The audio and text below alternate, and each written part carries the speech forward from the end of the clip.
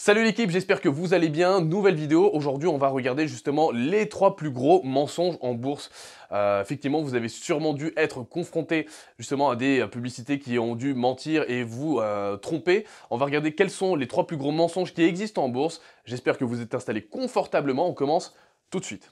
Le mensonge numéro 1 auquel vous avez sûrement dû être confronté, c'est justement que vous alliez devenir riche en trading très rapidement sans vraiment travailler, sans vraiment passer de temps en fait à apprendre les marchés ou sans utiliser les bons outils. Il faut savoir que les marchés financiers, c'est un domaine extrêmement spécialisé, extrêmement technique. Tout comme les médecins passent des années à étudier justement leur art, le trading sera la même chose. Vous devrez passer énormément de temps à vous former, utiliser les bons outils pour justement devenir un trader performant. Donc le trading, ce n'est pas une discipline où vous allez devenir riche rapidement sans vous former. Le deuxième mensonge auquel vous avez sûrement dû être confronté, c'est justement qu'il fallait très peu d'argent pour commencer le trading.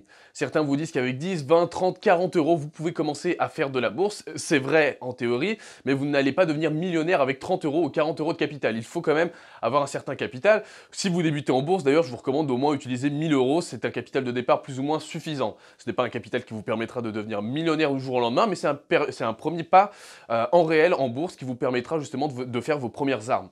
Le troisième plus gros mensonge auquel vous avez dû être confronté, c'est justement que le lifestyle d'un trader entre guillemets gagnant, c'est le lifestyle d'un trader qui va flamber de l'argent, qui va avoir une vie totalement désordonnée, je dirais même démesurée, d'accord? On a souvent ce cliché dans les films que le trader c'est quelqu'un qui justement va abuser de la vie, va aller dans des beaux restos, va éventuellement rouler dans une Lamborghini, va claquer tout son argent dans, je dirais, du divertissement pour rester plus ou moins correct. C'est totalement faux. Au final, les traders les plus gagnants, les traders vraiment les plus talentueux, ceux qui génèrent de l'argent sur le long terme, c'est-à-dire non pas sur une année mais sur 5, 10, 15 ans, sont souvent des personnes qui ont un rythme de vie de sportifs de haut niveau. Se lèvent tôt, sont très disciplinés, ont une routine bien établie et restent constants. Dans les gains, ils restent modérés, ils ne vont pas entre guillemets célébrer leurs gains, ils vont les célébrer mais ne pas les surcélébrer.